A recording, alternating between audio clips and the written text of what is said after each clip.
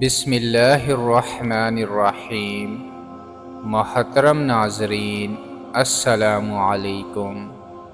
حضرت انس اور حضرت عبداللہ رضی اللہ تعالی عنہما سے روایت ہے کہ رسول اللہ صلی اللہ علیہ وسلم نے فرمایا، ساری مخلوق اللہ تعالیٰ کی عیال ہے، یعنی سب مخلوق کی روزی اور ان کی ضروریات حیات کا حقیقتاً اللہ تعالیٰ ہی کفیل ہے۔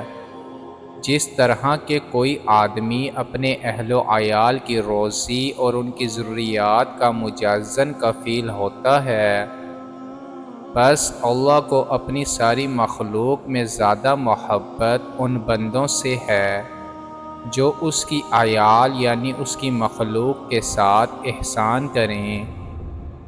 ہماری اس دنیا کا دستور بھی یہی ہے کہ جو کوئی کسی کے اہل و عیال کے ساتھ احسان کرے اس کے لیے دل میں خاص جگہ ہو جاتی ہے۔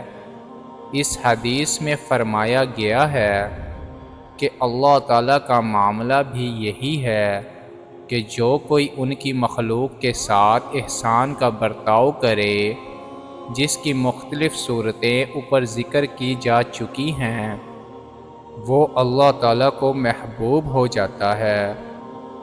یہ بات پہلے بھی بار بار ذکر کی جا چکی ہے اور یہاں بھی ملحوظ رہنی چاہیے کہ اس قسم کی بشارتوں کا تعلق صرف ان بندوں سے ہوتا ہے جو کسی ایسے سنگین جرم کے مجرم نہ ہوں جو آدمی کو اللہ تعالیٰ کی رحمت اور محبت سے بالکل ہی محروم کر دیتا ہو۔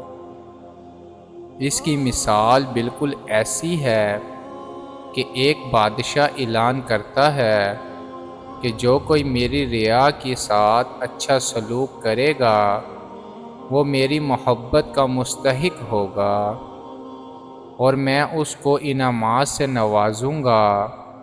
تو ظاہر ہے کہ جو لوگ خود اس بادشاہ کے باغی ہو گئے یا دوسرے ناقابل معافی جرائم میں بطور پیشہ کے کرتے ہوں، مثلاً قتل و غارت، تیگری، ڈاکہ، زنا وغیرہ، وہ اگر رعایا کے کچھ افراد کے ساتھ بڑے سے بڑا سلوک بھی کریں تب بھی وہ اس اعلان کی بنیاد پر بادشاہ کی محبت اور انعام کے مستحق نہیں ہوں گے، اور یہی کہا جائے گا کہ اس شاہی فرمان کا تعلق ایسے باغیوں اور پیشہ ور مجرموں سے نہیں ہے۔ دین کی بات پھیلانا صدقہ جاریہ ہے۔ ثواب کی نیت سے ویڈیو کو شیئر ضرور کیجیے۔ جزاک اللہ۔